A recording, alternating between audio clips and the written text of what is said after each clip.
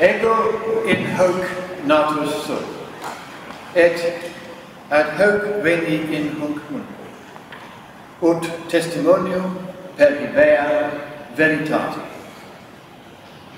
That was the Lord of Life himself, and arguably the most well-known courtroom drama in human history. And the words I have just spoken from the Latin Vulgate may even have been very close to the words he himself spoke, and he may have spoken those words to the governor of Judea in Latin. And what he was saying is this: unto this was I born, for this cause came I into this world, that I might bear witness to the truth. And the main reason, Your Holiness, why we are here today is that it is not the business of the Church to stray from the field of faith and morals and wander into the playground that is science. If you do so, then you should do so as your predecessors did, and you should listen to both sides of the scientific argument and not make the mistake that you made in April of last year at the joint session of the Pontifical Academies of Social Science and of Science, of inviting only people of one narrow, poisonous, political and scientific viewpoint, which has been repeatedly discredited as events and the science and the data have unfolded. It is not the business of the Church to pronounce on science.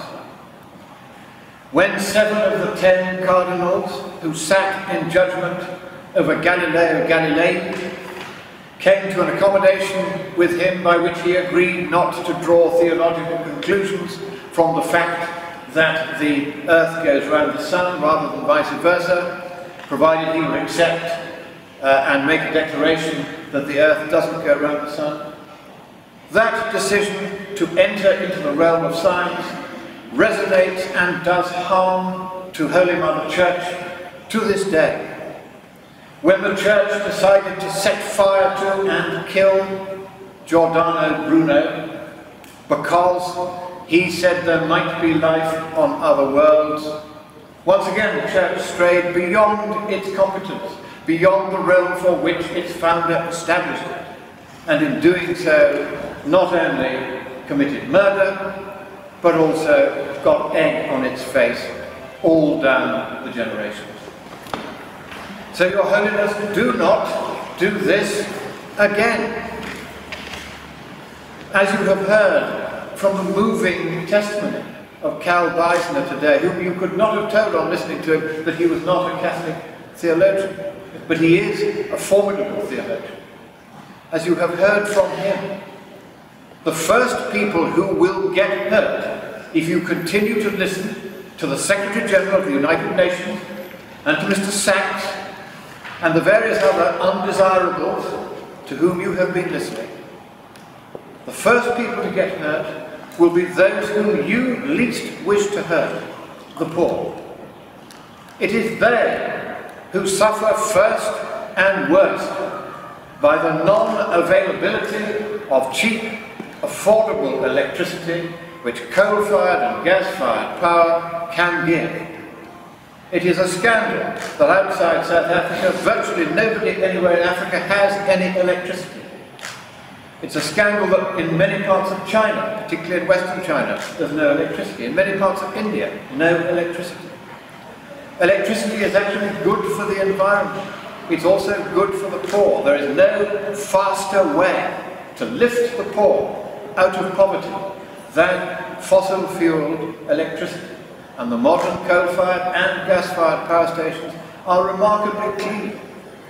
They do not cause the damage and death that they used to cause through pollution. So there is where you should concentrate your effort. Encourage the spread of fossil-fueled electricity throughout those parts of the world that do not have it now. For if you wish to stabilize the world's population and thereby reduce the overall environmental footprint of humankind, the fastest, surest way to that is to lift the people out of poverty. And the fastest, surest way to do that is with fossil-fueled electricity. That is the best and safest way to do it. Now, of course, it doesn't very much matter to the rest of the world what view the Church takes now on this. Very nearly all governments have long since made up their minds on this question, and some Me Too scientific statement from somebody who is not a physicist but a chemist is unlikely to carry very much weight in the councils of the world. The damage that would be done by a statement that strays into the science on this question, on either side, will be to the Church herself. For yet again, she will have gone beyond what she was founded to do, and would be in danger, certainly, if the Pope takes the side he has indicated he is going to take at the moment. It will have yet again got the science 100% plumb wrong. Therefore, Your Holiness, be cautious. Your office enjoins it upon you. On any view, it is not possible to ascribe to global warming the extreme weather events that have occurred, because for the last 18 years and 4 months on this record, the last 17 years on the UAE's record, there hasn't been any global warming, and that which has not occurred cannot have caused that which has.